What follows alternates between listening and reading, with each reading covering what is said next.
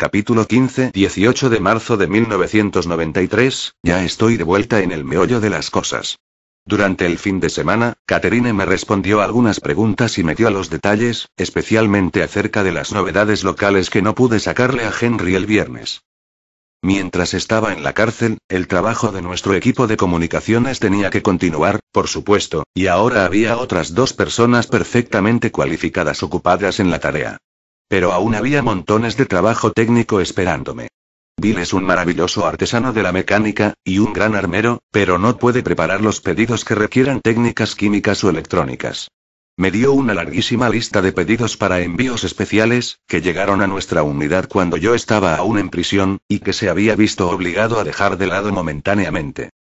Revisamos juntos cuidadosamente la lista la noche pasada, y decidimos qué cosas eran más importantes para las necesidades actuales de la organización. Y también hice mi propia lista de provisiones y equipamiento necesarios para empezar a trabajar.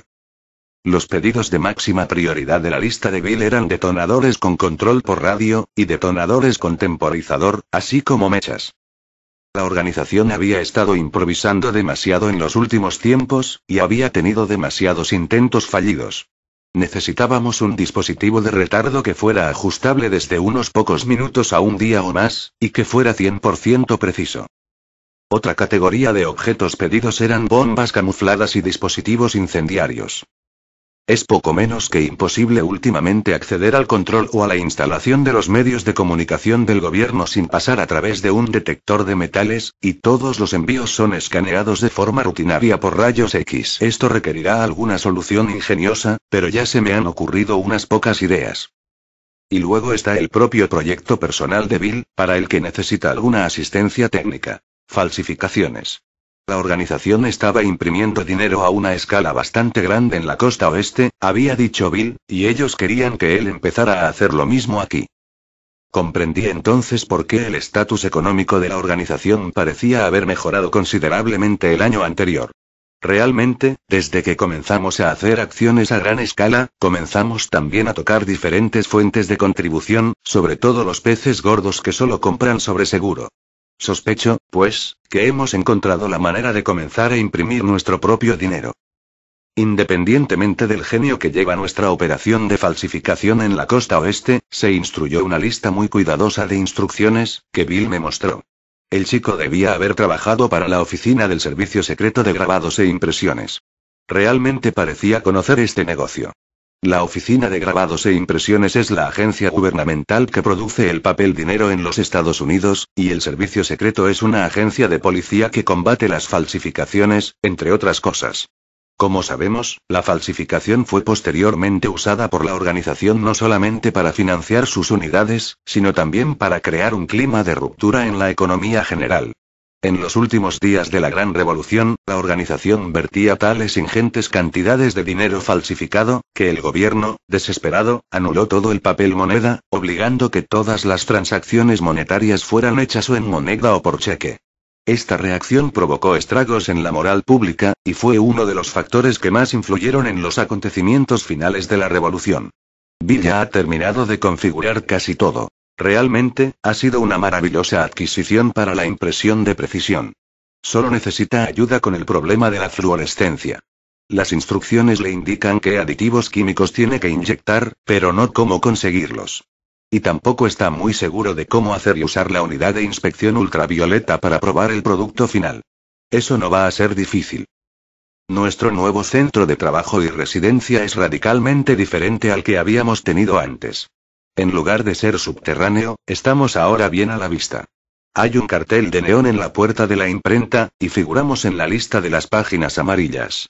Durante el día la imprenta está abierta para negocios con Carol en el mostrador, pero Bill mantiene sus precios lo bastante altos como para poder mantener las apariencias mientras trabajamos. Su trabajo real tiene lugar después de las horas de cierre, habitualmente en la base, donde está el arsenal. Nosotros 4 vivimos encima de la tienda, como hicimos en el antiguo emplazamiento, pero no tenemos que mantener las ventanas cerradas y bloqueadas. Y la furgoneta de Bill está aparcada en la calle, justo enfrente. Para lo que al mundo concierne, solo somos 2 jóvenes parejas que trabajan juntas en el negocio de la imprenta. El truco, por supuesto, está en establecer falsas identidades que soporten el escrutinio del sistema, pero la organización ha adquirido un admirable grado de experiencia en este tema.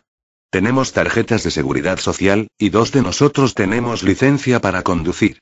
Las tarjetas y las licencias son genuinas. He oído historias bastante desagradables de los métodos utilizados por la organización para conseguirlas, así que podemos abrir cuentas de banco, pagar tasas, y otras cosas por el estilo.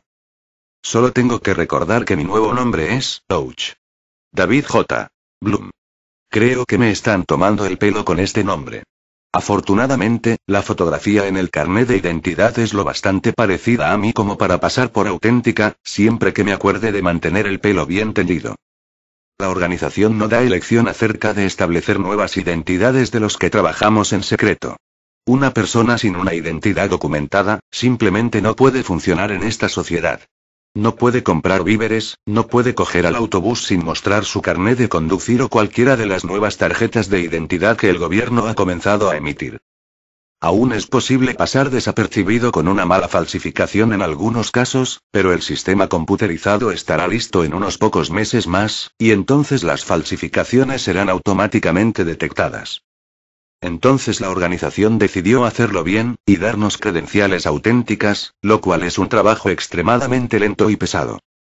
Unas pocas unidades especiales se ocupan de esta tarea con una especial crueldad y sangre fría, pero la demanda de nuevas credenciales poco a poco va excediendo a las disponibles. También parece ser que el sistema se ha vuelto especialmente cruel en su campaña contra nosotros. Una cierta cantidad de los nuestros, quizá unos 50 en todo el país, han sido asesinados por profesionales en los últimos 4 meses. Es difícil precisar cuántos en total, porque algunos que sospechamos que han sido asesinados simplemente han desaparecido, y no se han encontrado sus cuerpos. Cuando nuestra gente comenzó a desaparecer, o a ser encontrada flotando muerta en el río con sus manos atadas a la espalda y con 6 o 7 agujeros de bala en sus cabezas, hubo un rumor extendido entre las filas de la organización de que esos asesinatos habían sido acciones disciplinarias de la propia organización. De hecho, hubo un período en el pasado en el que perdíamos más miembros por las acciones disciplinarias que por ningún otro motivo. Era la época en que la moral estaba muy baja, y era necesario usar métodos extremos para convencer a los dudosos de sus obligaciones con la organización. Pero pronto se le hizo evidente al comando revolucionario, así como a todos los demás, que un nuevo factor había entrado en juego.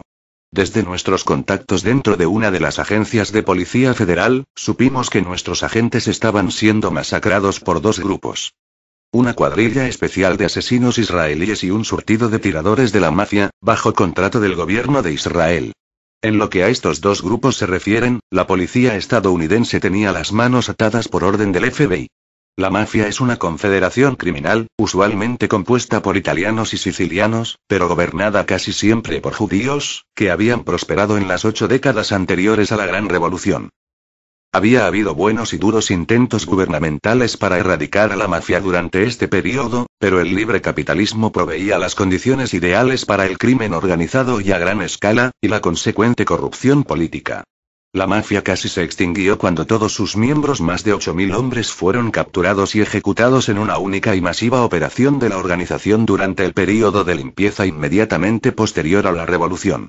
Todas las víctimas se contaban entre nuestros legales. Aparentemente, alguien en el FBI dio los nombres de las personas sospechosas de ser miembros de la organización, pero que aún no habían sido arrestados por la embajada israelí, y ellos se aprovecharon de la información. Tuvimos algunas represalias en Nueva Orleans, por ejemplo. Después de que 2 de nuestros legales, uno de ellos un abogado muy influyente en la zona, fueron asesinados hace unas 6 semanas con un estilo claramente de la mafia, preparamos uno de los clubes nocturnos que servían de sede a la mafia. Cuando las bombas estallaron y el local voló por los aires durante la celebración del cumpleaños de uno de sus capos, los jefes que intentaron escapar fueron cariñosamente saludados por las ráfagas de ametralladora de nuestra gente, apostada en los tejados justo encima de las únicas 2 salidas. Más de 400 personas perdieron sus vidas aquella noche, incluidos aproximadamente 60 miembros de la mafia. Pero esta nueva amenaza aún pende demasiado sobre nosotros, y está haciendo verdadero daño en la moral de algunos de nuestros miembros y partidarios, que están viendo cómo sus nombres pueden ser expuestos. Actúan bajo sus propias identidades, y no disfrutan como nosotros de estar a cubierto. Está claro que pronto nos tendremos que movilizar para librarnos de esta amenaza. 2 de abril, el problema de las provisiones ha sido solucionado temporalmente. Requirió una de esas operaciones de rateo que yo realmente detesto. No me puse tan nervioso como cuando Henry y yo hicimos la primera operación, parece que ha pasado toda una vida, pero sigue sin gustarme. Bill y yo dividimos la lista de objetos necesarios en 3 categorías, de acuerdo con su fuente. Unos 2/3 de los objetos químicos no estaban disponibles en cualquier mercado de la ciudad, y teníamos que conseguirlos en la industria especializada química.